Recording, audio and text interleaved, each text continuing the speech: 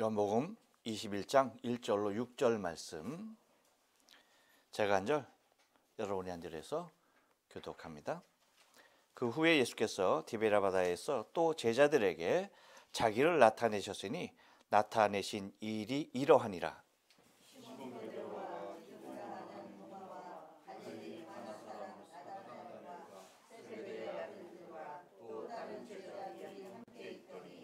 시몬 베드로가 나는 물고기 잡으러 가노라 하매 저희가 우리도 함께 가겠다 하고 나가서 배에 올랐으나 이 밤에 아무것도 잡지 못하였더니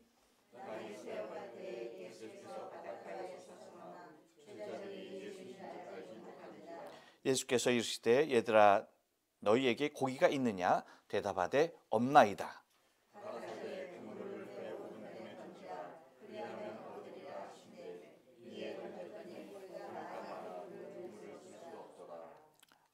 아멘.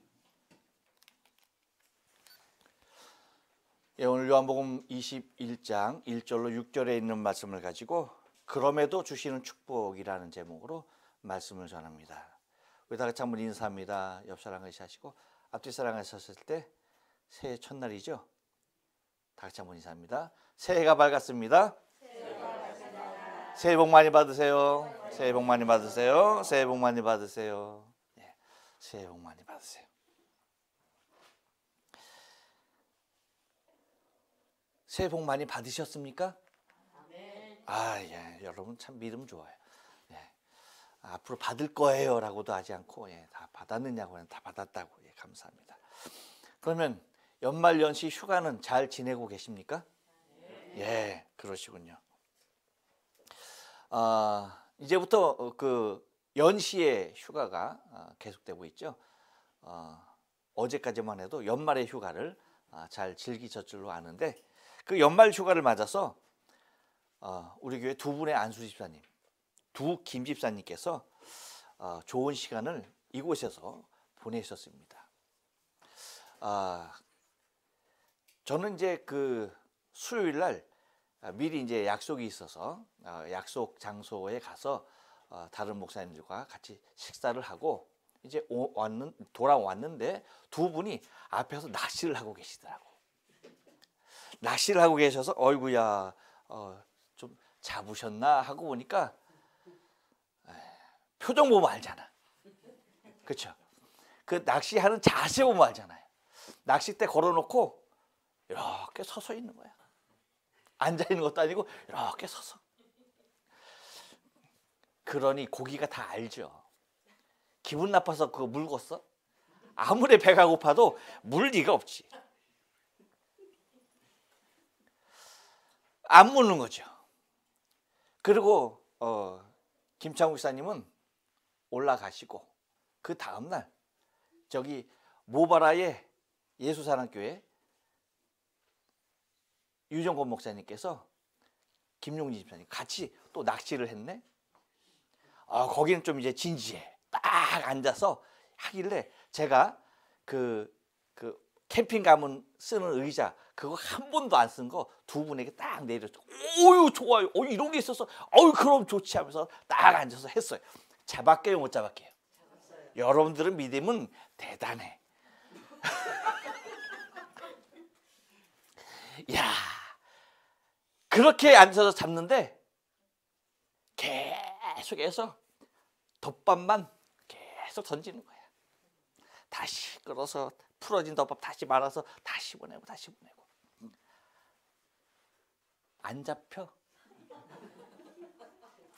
근데 그렇게 한참을 있었더니 여기 지모토들이죠. 할아버지 두 분이 그 옆에 딱 자리를 피는 거야. 근데 그분들은 어떻게 했어? 어떻게 알았어? 야, 그분들은 딱 잡으더니 딱 풀어줘. 또 딱 풀어줘. 아주 두 분이서 사이좋게 한 마리씩 잡고 풀어주고 그러는 거예요. 옆에서 어떻게 했겠어? 그러면서 하는 말, 저 우리 주지. 풀어줘. 그리고 그분들이 그렇게 손맛을 느끼고 갔어. 그래서 저분들은 저기서 항상 잡는 분이라고 하니까 아이 무슨 그럼 저기가 잘 잡히는 데네? 그럼 아이 그 진작 말해줘야죠 하면서 그 자리로 두 분이 옮겼어. 그리고 다시 낚시를 들이었어요. 잡았게요, 못 잡았게요? 이제 제정신이 돌아왔구나. 자리를 옮겼음에도 불구하고 예, 고기들도 자리를 옮겼습니다. 한 마리도 잡지 못하고 구경도 못했습니다. 그거 잡으면 제가 그 붕어찜 만든다고 그랬거든요. 근데 한 마리도 못 잡고 뭐 아무 잔챙이 하나 잡지 못하고야 말았습니다.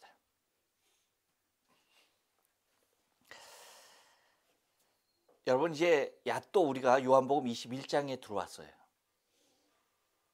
축하해야죠. 마지막 장에 왔어요. 드디어 마지막 장에 왔습니다. 얼마에 걸쳐서 온지 아세요, 여러분 혹시? 잘 계산해 보시고요. 자, 우리는 이제 21장인데 전장 20장을 통하여서 부활하신 주님을 만났던 제자들의 그 감격하는 모습과 그에 따르는 위대한 신앙 고백을 우리 20장을 통하여서 상고해 보았습니다. 우리가 본 20장의 모습을 통하여서는 지금까지 그 제자들의 인생에서 가장 환상적인 날이었음에 틀림이 없었고 가장 위대한 경험이었습니다. 여러분 그래요, 그렇지 않습니까? 그렇습니다. 만약에 여러분 우리에게 그러한 신앙적 경험이 있었다면 우리는 어떨까요? 우리는 그 무엇이라도 다 했을 거예요. 아니, 부활하신 예수님의 실체를 본 것이 아니라 부활하신 예수님의 그림자만 봤다 하더라도 여러분 우리는 어때요? 우리의 목숨이 열이면은 아깝지도 아끼지도 않았을 것임에 틀림이 없었을 것입니다. 그런데 예수님의 제자들은 여러분 어떻습니까? 여러분 예수님의 제자들의 모습은요, 부활하신 예수님을 본 그 20장에서의 그 감격적인 모습을 체험한 제자들의 모습과는 전혀 다른 모습에서 21장에서의 모습을 보이고 있다는 것입니다. 오늘 본문은요, 예수님이 죽음에서 부활하신 후에 세 번째 제자들에게 당신을 보이시는 장면입니다. 도마가 없었을 때 찾아온 것이 첫 번째였어요. 그렇죠? 그리고 그 8일 후 도마가 있는 그곳에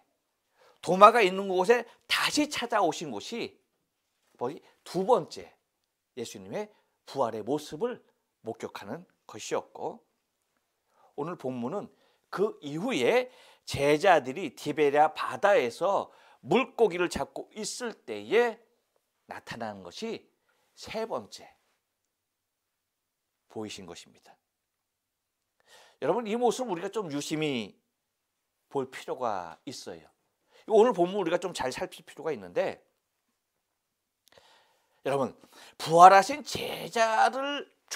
주님을 만난 제자라고 한다면 그들은 지금쯤 어디에 있어야 한다라고 여러분은 생각하십니까?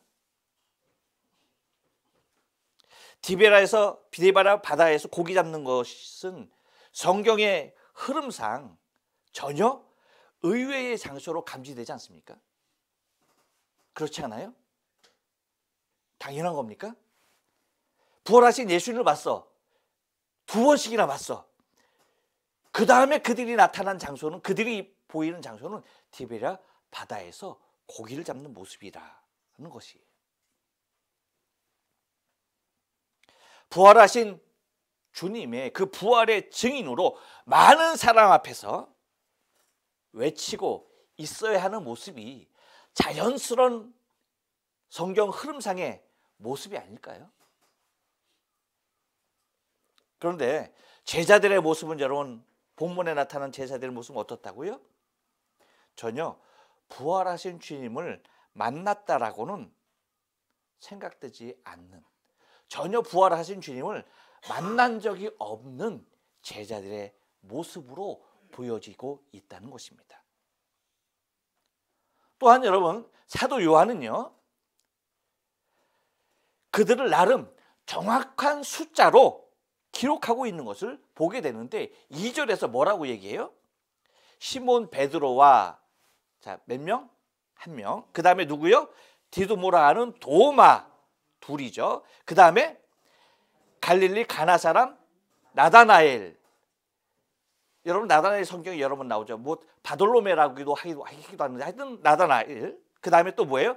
세베대의 아들들 누구예요? 야고보 요한이죠. 그 다음에 또 다른 제자 둘이 함께 있더니 총 몇 명? 7명. 나름 정확한 숫자를 기록하고 있는 것을 보게 됩니다.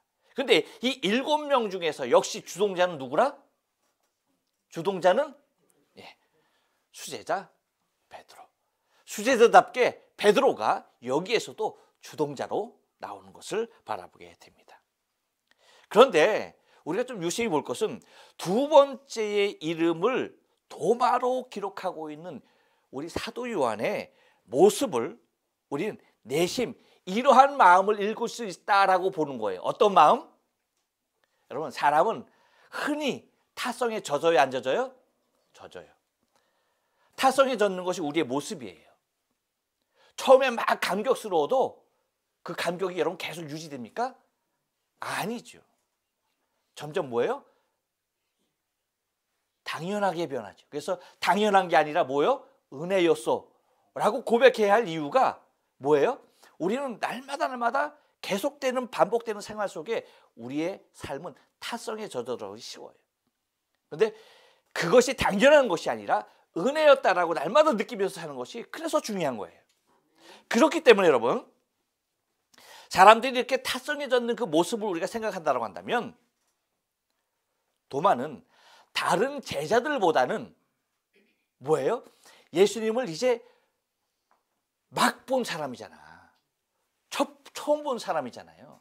그러니까 그 설레임과 그 두근거리는 그 마음을 갖고 있었던 도마만큼은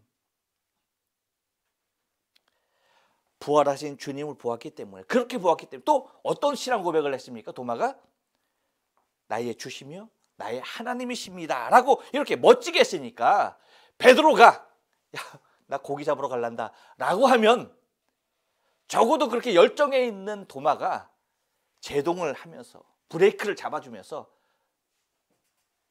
고기 잡는 것보다는 이면서 뭐예요? 그가 아직까지 느끼고 있었던 그 감격적인 모습에서 부활하신 주님을 알리는 것이 좋지 않겠느냐라는 그러한 내심 바람이 있었기에 아마도 두 번째 이름을 도마로 쓰지 않았는가라고 생각을 한번 해봅니다. 그런데 어땠습니까? 모두가 다 어부 출신답게 고기를 잡으러 가자 하니까 뭐예요? 나도 가겠다 하면서 뭐예요? 다 거기에 나서는 모습이라고 하는 것입니다. 그래서 3절에서 뭐예요? 시몬 베드로가 나는 물고기 잡으러 가노라 하며 저희가 뭐예요? 우리도 함께 가겠다 하고 나가서 배에 올랐다라고 하나같이 콜 하고서 뭐 하는 겁니까? 따라 나서는 거였습니다. 여기까지는 우리의 생각과 전혀 맞지 않아요. 그렇죠? 맞았어요? 여러분 생각도 그랬습니까? 이랬어요? 아니죠. 제가 말씀드린 그 생각이 여러분의 생각, 저의 생각이었습니다. 여기까지는 제자들이 우리의 생각과 전혀 맞지 않았어. 그런데 여러분 이제부터는 우리의 생각이 맞을 차례예요. 어땠을까요, 여러분? 뭘까요? 뭐가 맞았을까요? 이렇게 하고 바다에 갔던 그들의 걸음을 주님께서 축복하셔서 고기를 밤새도록 그물이 찢어지도록 잡았을까 하는 겁니다. 그렇게 하고 갔는데 잡았을까요? 못 잡았을까요? 우리의 생각과 똑같죠. 그렇죠? 못 잡았겠죠. 잡을 일이 없죠. 잡힐 일이 없는 거죠. 우리 두 안수 집사님처럼.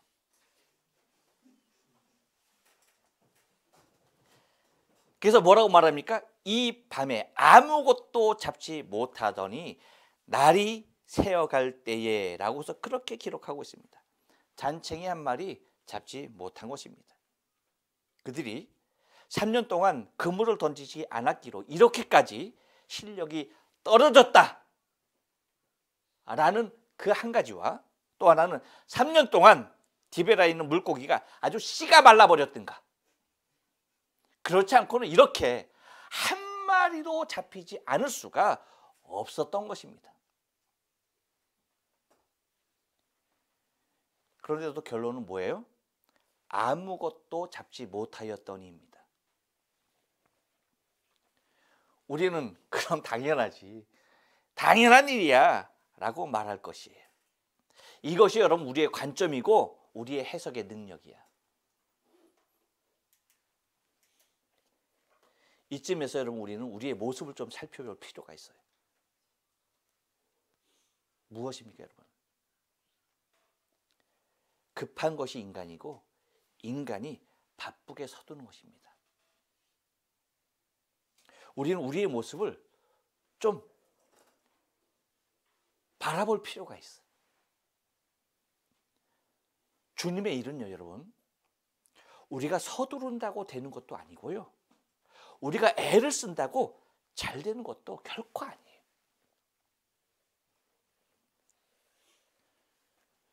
주님의 일이 마치 나의 능력과 열심에 달려있다라고 생각을 해요. 그렇습니까? 아닙니다. 그렇지 않아요. 마치 무엇과 같냐면 마치 돛 달린 배와 같아서요, 바람이 불면 그 방향으로 이끌려가는 돛 달린 배와 같은 거예요. 무엇은? 주님의 일은. 다시 말하면 우리의 열심은요, 우리 스스로를 지치게 하고 우리를 실망케 하는 것뿐이에요. 그럼 우리 아무것도 안 해야 되느냐? 그게 아니에요. 그 말이 아니에요. 무슨 말입니까? 주님의 일은요, 우리의 열심히 이루는 것이 아니라 주님의 열심히 이루시는 것이에요. 주께서 하시는 것이지 우리가 하는 게 아니야. 근데 우리는 내가 하는 것으로 생각해. 주도권을 주님으로 인정하지 않아요. 내가 해야 된다라고 생각을 해요. 그렇지만 여러분, 빌립보서 4장 13절에서 고백하는 사도 바울의 고백을 보세요. 내게 능력 주시는 자 안에서 내가 모든 것을 할 수 있다. 내 능력이 아니라는 거예요. 내 열심이 아니라는 거예요. 그가 그렇게 가난에도 처할 줄 알고 부에도 처할 줄 알고 어떠한 환난에도 다 어떤 환경으로 다 이겨낼 수 있었던 그러한 능력은 내 능력이 아니라는 거예요. 어떤 능력이에요? 주께서 주신 능력이라는 거예요. 곧 내게 능력 주시는 자 안에서 할 수 있는 것입니다. 곧 주님의 일의 주체는 내가 아닌 주님이시라는 거예요. 오늘 본문을 통해서 우리 이것을 찾지 못하면 안 되는 것입니다. 아무튼 우리가 볼 때는 제자들의 현재의 모습은 영 아니야. 그렇죠? 영 아니죠? 이것은 철저하게 우리의 관점이에요. 근데 여러분, 주님은요, 그럼에도 불구하고, 이게 중요한 거예요. 그럼에도 불구하고, 영 아님에도 불구하고 뭐예요? 당신의 사랑하는 제자들을 향한 축복으로 오시고 있는 것을 오늘 본문을 통하여서 우리는 발견하게 된다는 거예요. 우리의 신앙에서도 마찬가지예요, 여러분. 우리는 미치지 못하는 부족함이 있음에도 불구하고 그럼에도 주님이 주시는 주님의 축복이 있다는 사실입니다. 그래서 오늘 본문을 통해서 우리도 제자들과 똑같은 모습일 수 있어요. 근데 여러분, 그럼에도 주시는 축복이 있다는 거예요. 그것이 무엇일까? 오늘 본문을 통해서 그것을 우리가 좀 상고하면서 은혜 받기를 원하는데요. 여러분, 그럼에도 불구하고 그럼에도 주시는 축복이 뭐냐? 한번 따라서 합니다. 찾아와 주시는 축복입니다. 예, 여러분 4절 말씀을 다 같이 한번 읽을게요. 시작.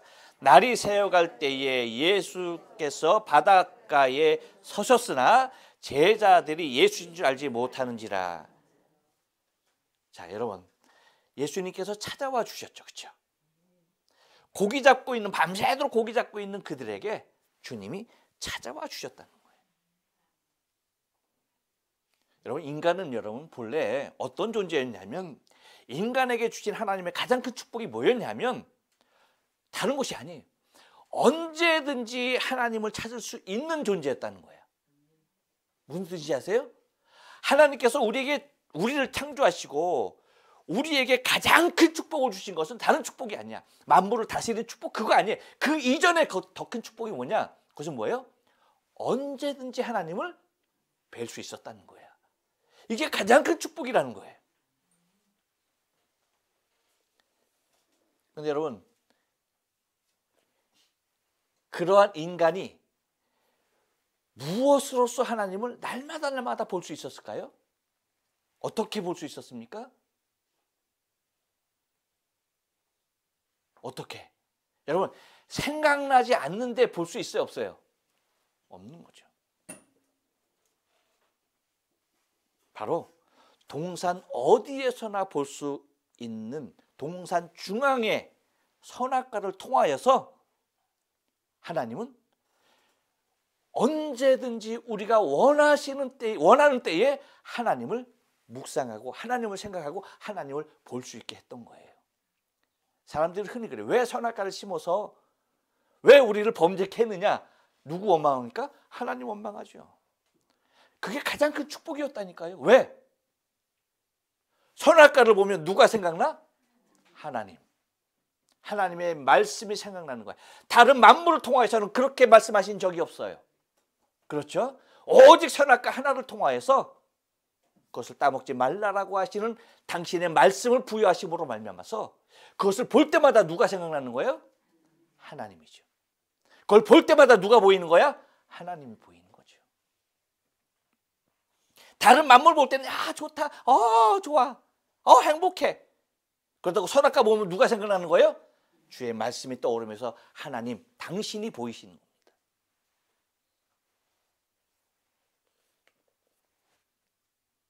다시 말하면 절대 하나님을 잊고서 생활할 수 없는 환경이었던 것입니다. 즉 하나님의 절대적인 말씀, 주권 가운데 거하는 것이 인간의 모습이었다니까요. 하나님이 찾아와 주시는 것이 아니라 내가 언제든지 하나님을 볼 수 있는 그러한 특권 가운데 있었던 인생이었다는 겁니다. 하지만 선악과를 범한 인간은 하나님과 단절됩니다. 뭐예요? 하나님의 주권을 침탈한 거죠. 하나님의 주권을 도둑질한 거죠. 여러분, 그렇다면 지금은 선악과가 있나요, 없나요? 지금 선악과가 있어요, 없어요? 다시 한번 물을게요. 내 삶 가운데 하나님의 주권이 인정되는 선악과 있습니까, 없습니까? 있습니다. 뭡니까? 11조. 그것이 제2의 선악과입니다. 하나님께서 다른 모든 것에게 그렇게 말씀하시, 열의 하나는 누구 것이다? 내 것이다 라고 구분해 줌으로 말미암아서 열의 하나를 통하여서 하나님, 당신의 주권이 우리의 삶 가운데 뭐예요? 그대로 인정되기를 원하셨던 것이죠. 그래서 11조라고 하는 제도를 만드시고 당신이 우리의 삶의 주권자로서 오시기를 원하고 계셨던 것입니다. 여러분, 절대 하나님이 가난해서 또한 하나님이 그것이 필요해서 우리에게 말씀하신 것이 아니라는 거예요. 단지 당신이 나의 삶의 주관자인 것을 인정되시기를 원했던 거죠. 어디에서? 나의 삶 가운데서. 나의 삶 가운데 누가 주인이냐, 이것이 하나님으로, 당신으로 나타나길 원했던 것입니다. 그래서 당신이 모든 것의 주인으로 계시기를 원했던 것이고, 그래서 당신이 나의 하나님이 되시려는 것이었습니다. 곧 나의 전부로 계시기를 원하셨던 것이죠. 그런데 여러분, 우리는 하나님이 나의 주인이 아니라 내가 주인이 되어서 나의 주권을 나의 마음대로 휘두르는 것입니다. 뭐예요? 선악과의 주인이 되고, 아니죠. 이미 내 자신이 선악과의 주인이 되어버렸습니다. 그래서 우리의 생각 안에 늘 주님의 뜻과 섭리를 가두고 있다는 사실을 우리가 잊지 말아야 돼요. 늘 뭡니까? 하나님의 그 놀라우신 일들, 그 계획들을 어디에다 가둬놔요? 나의 생각 안에 가둬놓는 것입니다. 이것만큼 큰 불신은 없어요. 그래서 여러분, 요즘 세대를 보면 뭐라고 말합니까? 왜 코로나입니까? 언제까지입니까? 왜 나는 이렇습니까? 전쟁은 언제까지 계속되어야 합니까? 라고서 그렇게 불신적인 나에게까지 뭐 하는 겁니까? 주님은 그럼에도 불구하고 찾아주시는 것입니다. 우리는 늘 아니라고 단정해 버립니다. 그렇게 불신적임에도 불구하고, 그렇게 늘 단정하고 하나님 아닙니다 라고 그렇게 부정하고 있지만, 그럼에도 불구하고 주님이 주시는 축복은 뭡니까? 찾아와 주시는 복이라는 거예요. 여러분, 한번 제자들을 가만히 보세요. 제자들에게 있어서 지금은 어느 때입니까? 가장 회의적이고 가장 절망적일 때입니다. 곧 자신의 생각대로 하고 싶은 것을 하는 바로 그때예요. 오만 가지 생각이 교차하는 바로 그때 주님이 찾아와 주시는 것입니다. 그들이 열심히 전도하고 그들이 열심히 주의 말씀에 순종하는 그때가 아니었어요. 자신의 삶에 도취되어서 자신이 생각하는 것, 자신의 생각 가운데 주의 모든 뜻을 다 가둬놓은 그때, 날이 새어가기까지 자신의 고집을 아직도 꺾지 못하고 그물을 계속적으로 내리고 있는 바로 그곳에, 날이 새어갈 때 예수께서 바닷가에 섰다라고 말씀하십니다. 바로 그때에 서 계시는 것입니다. 곧 어둠이 지나고 날이 새어갈 때에, 바로 이때에 주님이 찾아와 주시는 것이었습니다. 절대 주님을 생각하고 있는 모습이 아님에도 불구하고, 부활하신 주님을 만난 그 감격에 젖어 있는 그때가 아님에도 불구하고 주님은 새로운 계획을 가지고 찾아와 주시는 것입니다. 여러분, 우리가 오늘 본문에 나오는 그 장소는요, 오늘 처음 등장하는 장소가 아니에요. 이미 우리가 요한복음 6장을 봤는데, 바로 요한복음 6장에서 이러한 모습을 주님께서 다 먼저 다 아시고 미리 다 그 요한복음 6장 오늘과 동일한 장소에서 이미 다 말씀을 해 놓으신 거예요. 그것이 어느 때입니까? 오병이어 5,000명을 먹이시고 난 이후 디베랴 바다 건너 가셔서 말씀하신 그 말씀, 요한복음 6장 32절에서 예수님께서 하시는 말씀, 육신의 떡으로 배부른 그들에게 오늘도 예수님께서 또 나에게 먹을 것을 줄 것인가, 어떤 떡을 줄 것인가라고 하는 기대감 가운데 찾아온 그 많은 자들에게 주님이 하시는 말씀이 뭐였습니까? 너에게 이르노니 모세가 너에게 하늘로부터 떡을 준 것 같이 준 것이 아니라 내 아버지께서 너에게 하늘로부터 참떡을 주시라니. 그렇죠? 하나님의 떡은 하늘에서 내려 세상에 생명을 주는 것이니라. 그들이 이르되 주여 이 떡을 항상 우리에게 주소서. 예수께서 이르시되 나는 생명의 떡이니 내게 오는 자는 결코 줄이지 아니할 터이요 나를 믿는 자는 영원히 목마르지 아니하리라. 그러나 내가 너희에게 이르기를 너희는 나를 보고도 믿지 아니하는도다 하였느니라. 아버지께서 내게 주시는 자는 다 내게 올 것이요 내게 오는 자는 내가 결코 쫓아내지 아니하리라. 내가 하늘에서 내려온 것은 내 뜻을 행하려 함이 아니요 나를 보내신 이 뜻을 행하려 함이라. 나를 보내신 이 뜻은 내게 주신 자 중에 내가 하나도 잃어버리지 아니하고 마지막 날에 다시 살리는 이것이니라. 내 아버지의 뜻은 아들을 보고 믿는 자마다 영생을 얻는 것이니 마지막 날에 뭐예요? 내가 이를 다시 살리시리라 하라고 하신 이 말씀이 뭐예요? 바로 이 고기를 잡고 있는 그들의 절망적인 상황 가운데 부활을 목격한 자의 모습에서 떠나 있는 그들에게 오셔서 그때의 그 말씀을 상기케 하시는 하나님의 아름다운 섭리가, 주의 섭리가 그 안에 있었던 것입니다. 여러분, 우리에게도 2023년 새해, 새날을 우리에게 주시면서 우리에게 찾아오시는 주님을 만나야 하는 것입니다. 그럼에도 주시는 축복이 또 뭡니까? 한 번 더 따라서 합니다. 나의 상태를 아시는 축복입니다. 5절 말씀을 다 같이 읽을게요. 시작. 예수께서 이르시되 얘들아 너희에게 고기가 있느냐? 대답하되 없나이다. 여러분, 우리는 나 자신을 잊고 살아갈 때가 있어요. 정말 정신없이 살 때가 있는 것입니다. 나의 현 주소를 모르는 채 그냥 막연하게 살아가는 그때가 있다는 것입니다. 그런데 여러분, 이때는요 우리에게 있어서 가장 불안하고 가장 위태한 때인 것을 우리가 기억해야 합니다. 나의 노력이 있음에도 불구하고 아무런 소득이 그리고 아무런 보상이 주어지지 않고 있을 때입니다. 내가 열심히 하면 되겠지, 내가 열심히 하면 되지 않겠어? 하면서 수고를 아끼지 아니할 때라는 것입니다.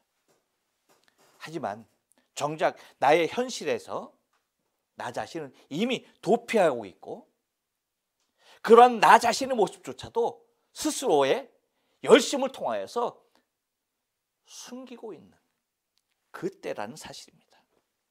바로 이러할 때에 나보다 더 아시는 주님이 오셔서 나를 향하여 닫혀있는 나의 눈을 열어주시고 계시는 겁니다. 그것이 뭐예요? 얘들아 너희에게 고기가 있느냐라고 묻는 말로 우리의 현실을 직시케 하며 나의 상태를 깨우치게 하고 있다는 것입니다. 주님이 모르셔서가 아닙니다. 단지 우리가 모를 뿐이에요.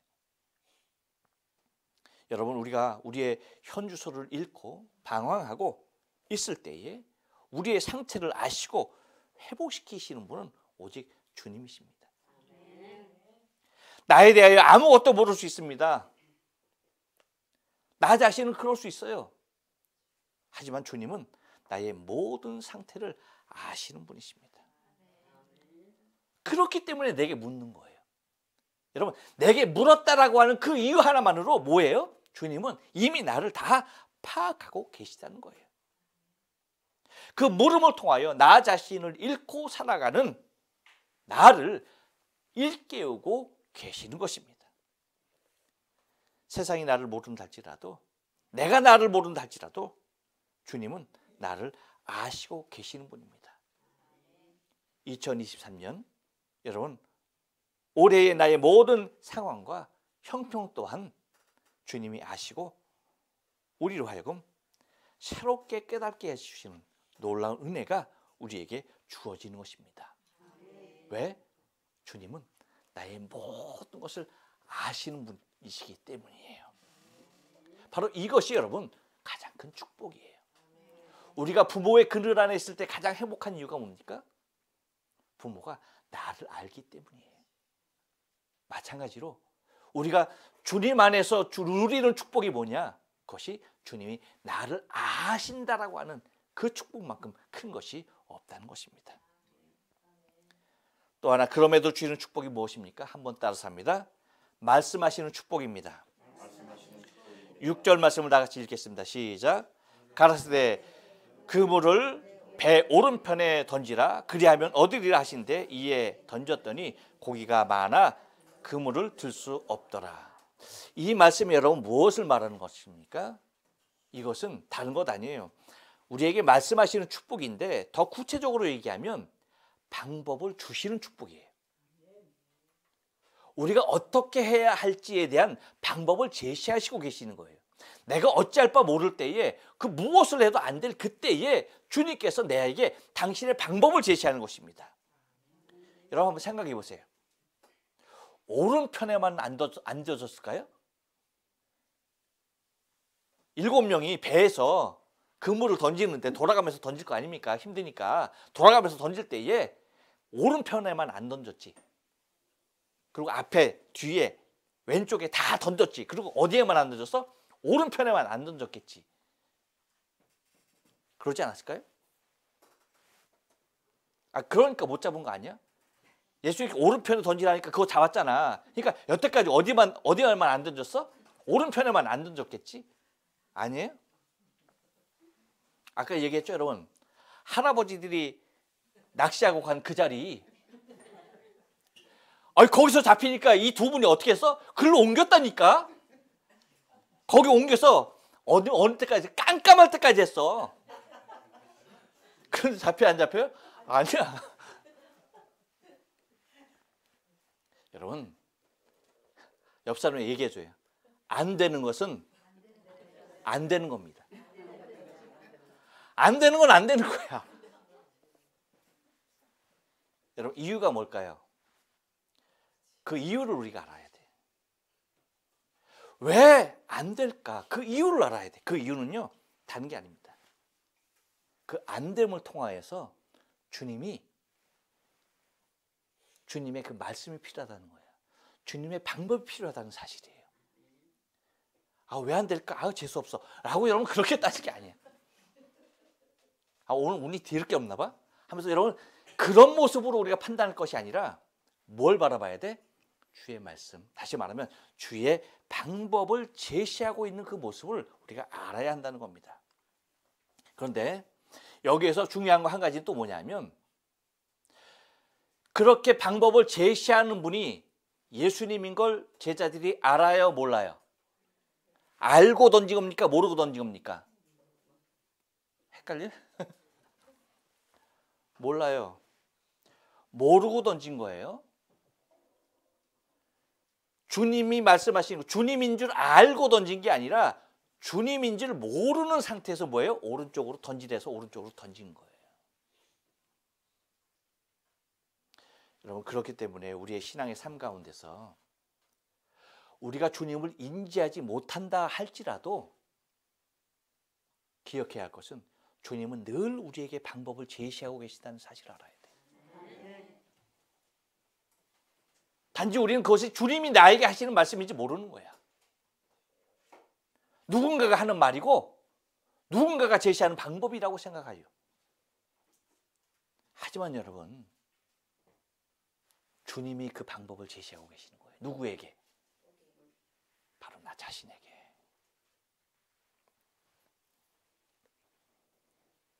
우리의 삶 가운데 여러분 주님은 여러 가지 방법으로 우리에게 말씀하고 계시다는 사실을 우리가 알아야 돼요.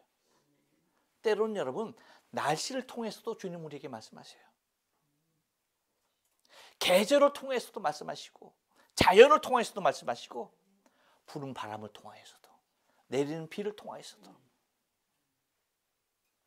때로는 예배를 통해서도 기도를 통하여서도 그리고 설교를 통하여서도 또 누군가의 한마디 말을 통하여서도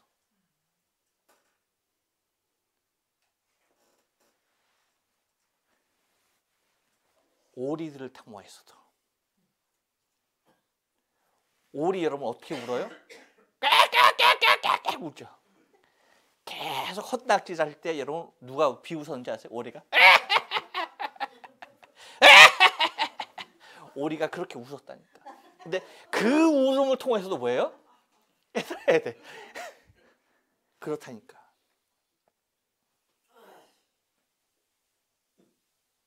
제자들은 주님인 것을 모르면서도 모았던 거예요. 그것을 통하여서 실행에 옮겼고 그것이 엄청난 고기를 낚는 계기가 되었어요. 주님은요, 당신의 모습으로 우리에게 두 눈에 뜨고 우리가 확인하는 모습으로 오셔서 말씀하시는 분이 아니에요. 그렇다 않을지라도 주님은 늘 만물을 통하여서 수시로 우리에게 어떤 상황에서든지 우리에게 필요한 방법들을 제시하고 계신 분이 주님인 것을 우리는 알아야 돼요. 곧 수없이 많은 방법을 통해서 말씀하시는 것입니다. 침묵기에 계시는 주님이 아닙니다. 우리에게 끊임없이 여러 가지 방법을 통해서 늘 말씀하고 계시는 것입니다. 단지 우리의 마음과 눈과 귀가 닫혀져 있기 때문에 그 말씀이 들리지 않고 보이지 않고 느껴지지 않는 것뿐이죠. 여러분, 하나님은 살아계신 하나님이에요. 인간이 만들어 놓은 우상과는 다른 거예요. 눈이 있어도 귀가 있어도 보지도 못하고 듣지도 못하는 목석이 아닙니다. 시편 94편 9절에 뭐라고 말씀하십니까? 귀를 지으시니가 듣지 아니하시랴. 눈을 만드시니가 보지 아니하시랴. 이렇게 주님은 우리의 모든 상황을 다 아시는, 그리고 우리에게 말씀하시고 우리에게 다가오셔서 당신을 느끼게 하시는 인격의 하나님이신 것을 여러분 잊지 말아야 돼요. 바라긴 2024년 여러분 새해가 밝았습니다. 올해 한 해를 통하여서 순간순간 주님을 느끼면서 살아계신 하나님이 나의 삶 가운데 깊이 개입하시기를 원하시는 그 하나님을 느끼면서 하나님이 주시는 방법들을 찾아내시면서 나의 상태를 아시고 내게 말씀하시고 나를 찾아와 주시는 주님을 경험하는 놀라운 한 해 삶 되시기를 주님의 거룩하신 이름으로 축원합니다. 기도하십니다.